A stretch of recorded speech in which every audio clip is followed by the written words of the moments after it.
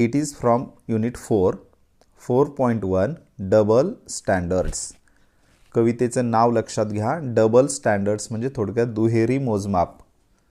घटना एकच असते, लहान मुलांकडून घडणारी, मोठ्या माणसांकडून घडणारी, परंतु ती घटना वेगवेगळ्या अँगल्सने पाहिली जाते. दुहेरी मोजमाप त्या ठिकाणी लावलं जातं, जसे की मोठ्यांसाठी वेगळा रूल आणि लहान मुलांसाठी वेगळा रूल. आणि मग त्याने कशी गंमत येते हे आपल्याला या कवितेतून पाहायचं आहे. So that I think you all are ready to learn this poem. First of all, I am going to read first stanza. When I wake up late, I am getting very lazy. When you wake up late, it's the alarm that's crazy. पहा मित्रांनो, या पहिल्या कडव्यातच आपल्याला पाहायला मिळतंय की लहान मूल जेव्हा उशिरा उठतं, आपल्या घरातले आपण मुलं जेव्हा उशिरा उठतो त्यावेळेस काय म्हणतात की हा आळशी होत चाललाय. I am getting very lazy. When you wake up late, जेव्हा मोठी माणसं जेव्हा उशिरा उठतात तेव्हा it's the alarm that's crazy.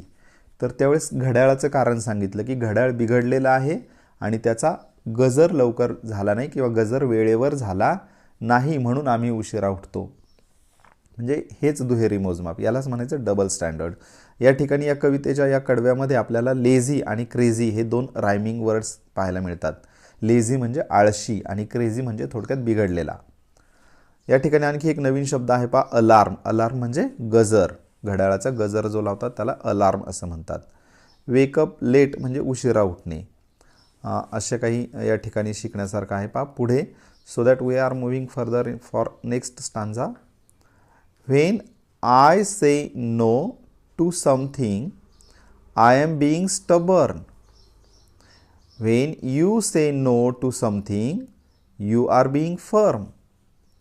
आता या ठिकाणी आपल्याला स्टबर्न आणि फर्म हे दोन शब्द या ठिकाणी मोजमापासाठी घेतलेले आहेत. की लहान मुलं जेव्हा एखादी गोष्ट करायला नकार देतात, When I say no to something, एखादी गोष्ट करण्यासाठी मी नाही म्हणतो, त्यावेळेस मला म्हणतात की हा हट्टी झाला आहे, सांगितलेलं काम ऐकत नाही.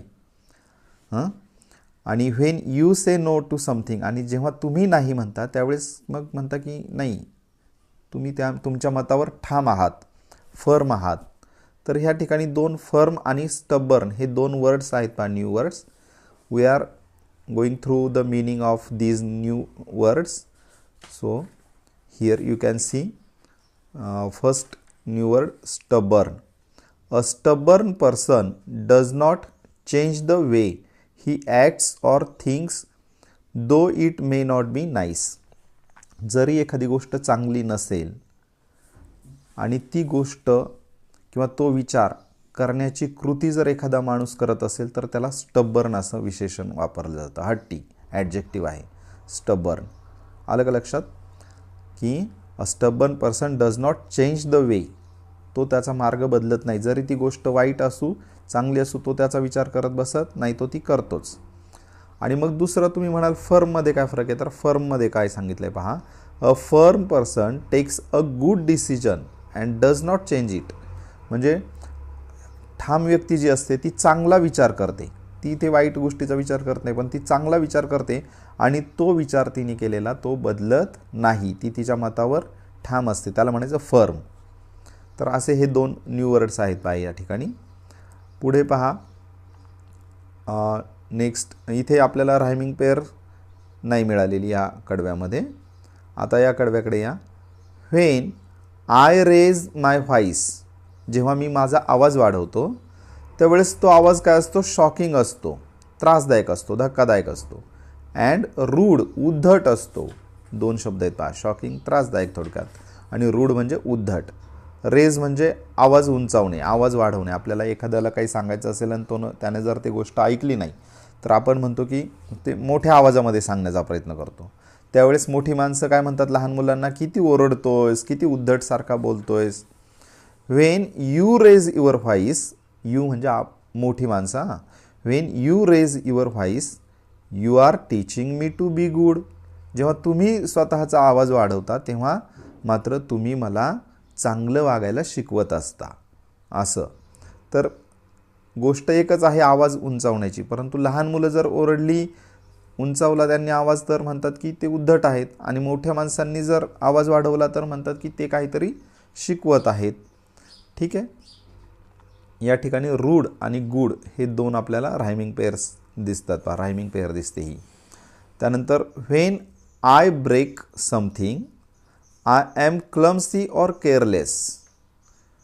When you break something it slipped you were helpless.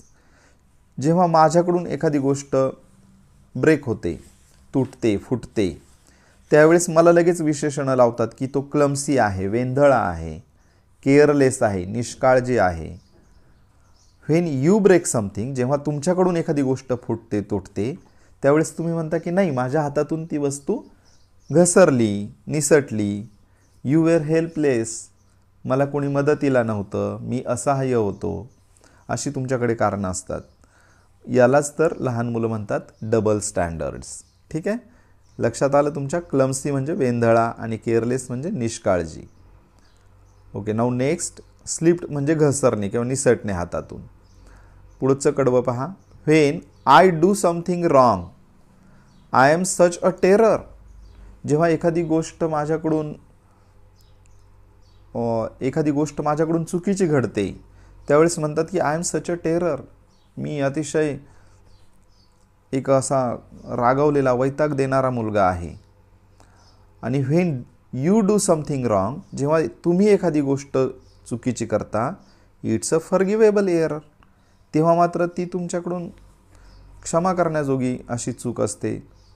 ती सहज स्वीकारली जाते तुमची चूक. परंतु माझ्याकडून एखादी चूक घडली तर मला मात्र टेरर म्हणतात, त्रासदायक आहे हा मुलगा असं म्हणतात. तर या ठिकाणी आपण हे कडवं पाहिलेलं आहे. एरर म्हणजे फॉरगिवेबल, एरर म्हणजे त्रुटी, मिस्टेक म्हणजे चूक. तर या ठिकाणी असा हा शब्द वापरलेला आहे. पुढे पहा on next page. When I quarrel with a friend, जेव्हा मी माझ्या मित्राबरोबर भांडतो, I am wild and naughty, तेव्हा मला म्हणतात की हा जंगली आहे, हा खोडकर आहे, हिंस्र आहे. वाईल्ड अँड नॉटी ही विशेषणं वापरतात लहान मुलांना. Wild and naughty. क्वारल म्हणजे भांडणे. मित्राबरोबर मी जेव्हा भांडतो तेव्हा म्हणतात की हा वाईल्ड आहे, नॉटी आहे. When you quarrel with a neighbour you are only doing your duty. जेव्हा तुम्ही शेजाऱ्याबरोबर भांडता त्यावेळेस म्हणतात की मी माझं काम केलं फक्त. ओनली डुईंग युअर ड्युटी, मी माझं काम केलं. त्यांना काय चुकत होते ते मी त्यांना सांगितलं, एवढंच. म्हणजे भांडण तर दोघेही करतात, परंतु त्या भांडणामध्ये लहान मुलांना लगेच वाईल्ड, नॉटी असे विशेषण वापरतात. आणि मोठी माणसं भांडतात त्यावेळेस ते म्हणतात की नाही, ते सांगायचं काम होतं, मी ते सांगितलं त्यांना. ठीक आहे. नाऊ नेक्स्ट, इथे नॉटी आणि ड्युटी ही रायमिंग पेअर आहे. नॉटी, ड्युटी रायमिंग पेअर आहे. नेबर म्हणजे शेजारी, नवीन शब्द. क्वारल म्हणजे भांडणे.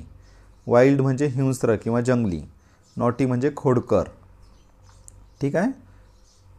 Now next stanza. So I am always wrong and you are always right. म्हणून मी नेहमीच चुकीचा आहे. लहान मुल ते वैतागून गेले आणि म्हणते मी नेहमीच चुकीचा आहे आणि तुम्ही मात्र नेहमी बरोबर आहात. You are always right.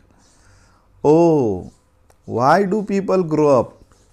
ही माणसं मोठी का होतात? त्या मुलाला प्रश्न पडलाय पहा. ही माणसं मोठी का होतात? And spoil a child's delight. आणि मुलाचा आनंद नष्ट का करून टाकतात? असं छान त्या प्रश्न ह्या छोट्या मुलाने या ठिकाणी विचारलेला आहे. या मुलाचं या ठिकाणी चित्र पण पाहायला मिळतंय. Double standards. ते भांडतंय, त्याचे मम्मी पप्पा किंवा दादा आणि ताई असतील पहा या ठिकाणी पहा. तर यांच्याबरोबर ते भांडतंय आणि त्याचं मत ते त्या कवितेतून मांडत आहे. आता या ठिकाणी डिलाईट हा शब्द या ठिकाणी वापरलेला आहे पहा. डिलाईट म्हणजे जॉय, आनंद. तर या ठिकाणी आपण ही कविता या ठिकाणी आपण थांबवत आहोत. In the next video I will